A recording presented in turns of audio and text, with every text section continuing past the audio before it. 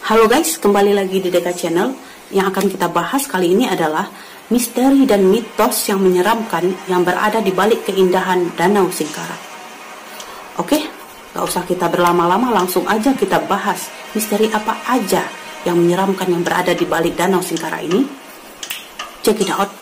Danau Singkara adalah danau terluas di Sumatera Barat dan nomor 2 luasnya di Pulau Sumatera setelah Danau Toba. Danau Toba nomor 1 luasnya di Sumatera yang terletak di Sumatera Utara. Yang nomor 2 luas Danau Singkara yang berada di Sumatera Barat. Danau Singkara ini adalah salah satu tujuan wisata favorit di Sumatera Barat. Dan juga tidak hanya orang-orang Sumatera Barat, orang Indonesia, tapi mancanegara juga sering datang ke sini. Apalagi sekarang udah ada Tour de Singkara. Itu ramai sekali turis-turis yang berdatangan ke Danau Singkara.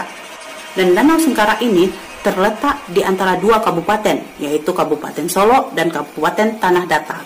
Tapi saat ini kita nggak membahas tentang letak dan tujuan wisatanya atau kayak mananya Danau Singkara ini, tapi kita akan membahas mitos dan misteri menyeramkan yang berada di balik keindahan Danau Singkara.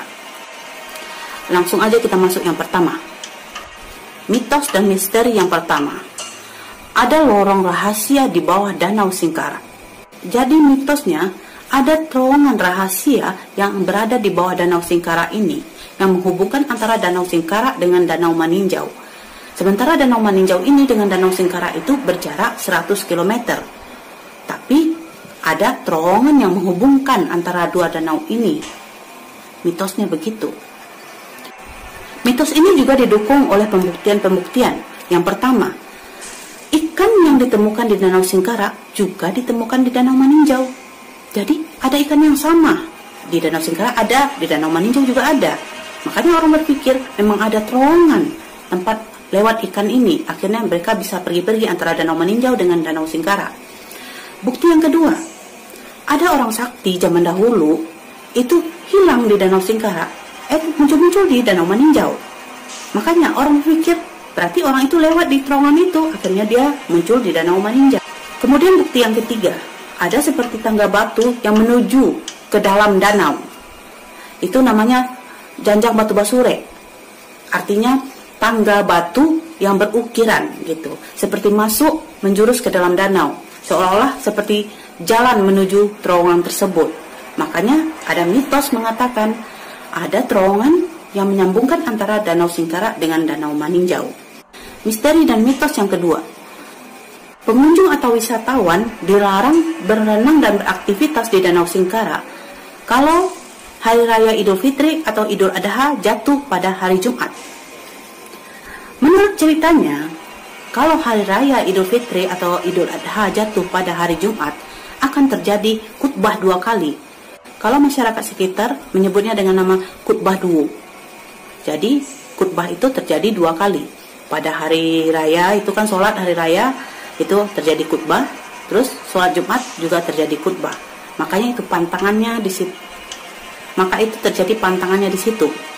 Konon katanya pada saat itu penghuni Danau Singkara ini melakukan ritual kayak ada hajatan gitu. Jadi mereka nggak mau diganggu dengan adanya wisatawan-wisatawan atau pengunjung-pengunjung. Mitos ini juga mengacu pada kejadian yang terjadi pada tahun 1970, di mana saat itu adalah Hari Raya Idul Fitri. Terus jatuh pada hari Jumat, ada 12 orang menaiki kapal, perahu gitu, berlayar di atas Danau Singkara. Tiba-tiba kapalnya tenggelam. Semua penumpang kapal itu hilang. Setelah dilakukan pencarian berhari-hari, tak satu pun jasad dari para penumpang itu ditemukan. Akhirnya diminta bantuan dari orang pintar. Dan orang pintar tersebut memotong ayam untuk menyelidiki di mana jasad-jasad itu berada. Sementara tim SAR sudah mencari ke sana-sini, tapi mereka nggak pernah ditemukan. Setelah ayam itu dipotong, satu persatu jasad dari korban yang tenggelam itu mengapung. Akhirnya bisa diselamatkan walaupun sudah tidak bernyawa. Atas dasar itu mitos ini terus berkembang sampai sekarang. Tidak boleh ada kegiatan di Danau Singkara apabila Hari Raya Idul Fitri atau Idul Adha jatuh pada hari Jumat. Mitos dan misteri selanjutnya adalah Danau Singkara konon katanya meminta korban tiap tahun. Jadi menurut ceritanya nih, Danau Singkara ini tiap tahunnya meminta korban jiwa. Ada aja kecelakaan di sana, yang tenggelam lah, yang kecelakaan lah, hingga orang itu meninggal. Tapi setelah ada korban jiwa tersebut, udah nggak ada lagi sampai tahun berikutnya. Jadi cuma 1 tahun itu minta korban jiwa 1. Seperti itu mitosnya. Tapi ini semua hanyalah mitos yang beredar tentang Danau Singkara. Belum ada pembuktian atau kepastian tentang ini. Tapi bagaimanapun, kemanapun kita berkunjung, kemanapun kita berwisata, tolong jaga sikap, tolong jaga kebersihan. Karena ada dunia lain kan selain dunia kita ini. Paling mereka juga tidak suka tempatnya dikotori atau kayak mana, mereka juga bisa marah. Tapi terlepas dari itu semua juga, Danau Singkara ini adalah tempat tujuan wisata populer di Sumatera Barat. Dan bagi kamu guys yang belum pernah datang dan berkunjung ke Danau Singkara, ayo segera berkunjung ke Danau Singkara. Karena tempatnya bagus, bersih, dan yang terutama itu indah sekali pemandangannya. Indah banget pokoknya, gak bakal nyesel datang ke Danau Singkara itu. Oke, itu dulu pembahasan kita tentang misteri dan mitos yang berada di balik keindahan Danau Singkara. Kita akan jumpa lagi di pembahasan-pembahasan yang lainnya, topik-topik hangat berikutnya, tetap di DK Channel ya. Dan jangan lupa subscribe channel ini ya, biar saya tetap semangat untuk mengupload video-video dan informasi kepada kamu semua guys. Oke, itu aja dulu. See you.